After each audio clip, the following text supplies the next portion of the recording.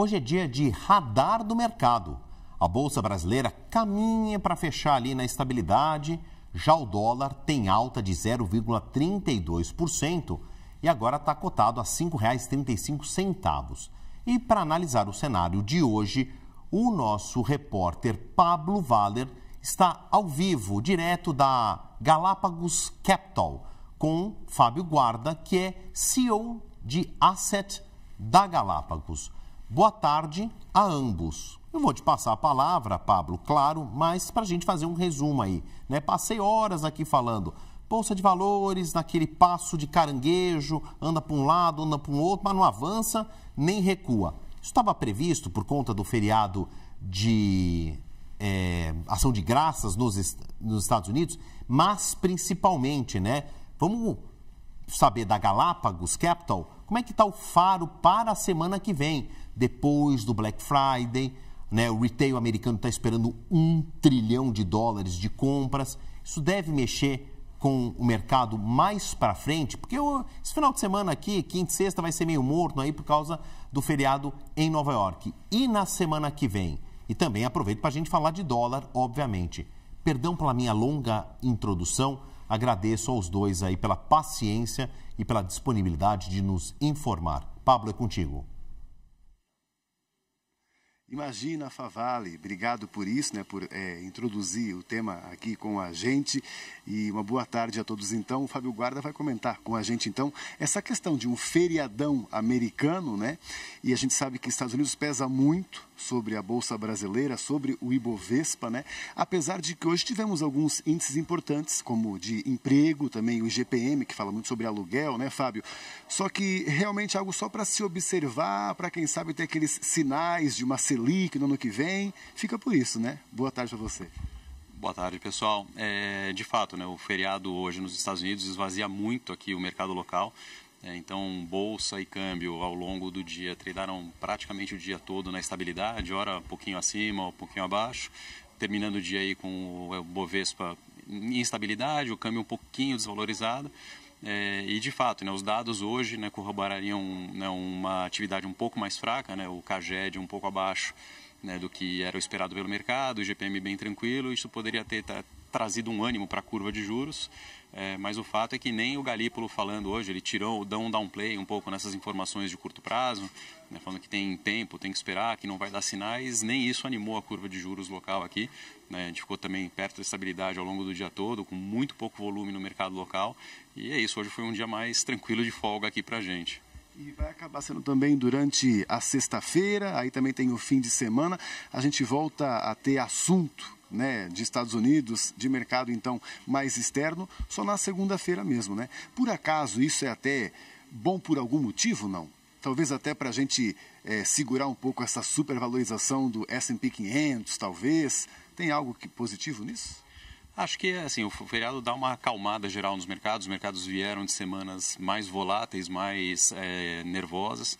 O feriado, muita gente tira risco dos livros para, né, passar o final de semana mais tranquilo com suas famílias. Então, dá uma acalmada um pouco na volatilidade do mercado, né? E com relação a essa supervalorização, né, das bolsas americanas, acho que assim, as bolsas no geral têm tido um movimento bastante positivo, né? A perspectiva de corte de juros nos Estados Unidos voltou, né, a uma precificação bastante razoável para que ocorra o corte agora em dezembro. Então o mercado 2 semanas atrás tinha tirado bastante essa probabilidade voltou, animou as bolsas, trouxe um novo fluxo, né? E a gente vem com a questão agora de que as bolsas americanas nos parecem um pouco caras no relativo ao resto do mundo, né? Um PI bastante esticado de 25, sem, né, mencionar inclusive as Mag 7 com um PI bastante esticado.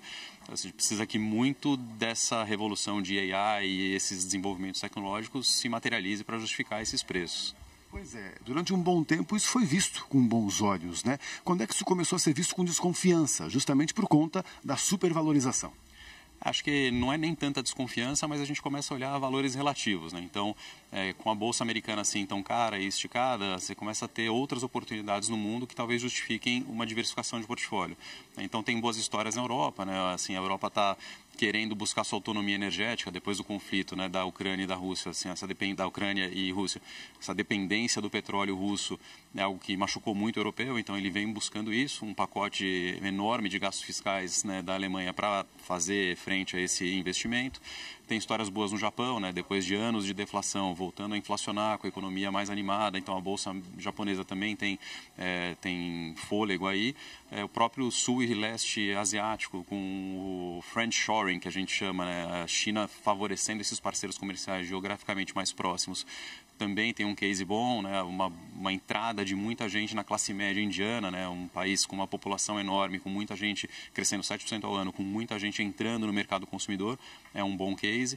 E as ações de mercados emergentes aqui de América Latina ainda muito baratas, né? Mesmo depois desse rally grande que a gente teve, né? A Bovespa tradando a 1%, né, da máxima histórica, os PIs estão muito baratos ainda, então ainda tem grande potencial regional aqui na América Latina. Então, quando a gente olha, né, os ativos americanos com esses preços esticados, podem ou não ser justificáveis, né? A gente, é debatível isso, mas o fato é que tem apostas mais baratas para serem feitas, talvez com um risco-retorno melhor. O mercado financeiro aqui no Brasil tem falado muito sobre isso, né? De outros mercados, a gente diversificar em termos de países mesmo, né? Até com os ETFs que estão agora invadindo muito aqui o Brasil. Isso é bastante legal porque tem uma alternativa bem diferente, né? Para diversificar mesmo a carteira, né? De que forma que você vê também o cliente nessa situação? Ele está mais curioso ou ele está um pouco ainda, né, reticente sobre isso? Acho que a curiosidade existe nas duas teses que você mencionou, né? Tanto na diversificação do patrimônio geográfico, né? Assim, diversificar, o brasileiro diversifica pouco e a primeira saída é sempre Estados Unidos, né? Sempre vou comprar dólar, remeter e ter a minha estrutura lá fora, em Estados Unidos. Mas tem outras praças, dá para fazer essa diversificação. E em contrapartida também tem essa história do ETF, assim, a gente tem ETFs no Brasil já há muitos anos, mas agora o modelo parece estar realmente entrando em voga. Então, estão surgindo vários ETFs, né, no mercado, está ganhando liquidez, os temas estão sendo mais variados e mais importantes, fugindo só, né, do comprar bolsa via ETF, então tem outros temas, né, eu comprar outros ativos, eventualmente criptoativos, de crédito, vai começar a se estruturar, renda fixa. Então, acho que é um panorama muito positivo para a indústria, para diversificar um pouco a forma com que o investidor acessa, porque é muito barato e muito fácil acessar o mercado através de ETFs. Vamos falar um pouquinho da semana que vem só, alguns pontos que podem interessar o investidor. E tem para responder o Favale, que perguntou sobre isso, né, para a gente ter uma projeção já de mercado externo aqui no Brasil influenciando na semana que vem. Algo importante?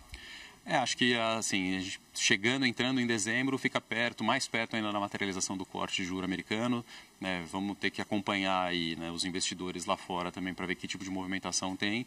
E acho que se a gente não tiver nenhum soluço, o trend é positivo aqui para o Brasil. Certo. Obrigado então, Fábio, né? Obrigado. Bom trabalho por aqui então. E daqui a pouco a gente volta com mais informação aqui direto da Galápagos Capital. Favale. Queria agradecer então aí as informações do Pablo Valer, do Fábio Guarda, que é CEO de Asset da Galápagos Capital. Daqui a pouco a gente volta com eles lá também.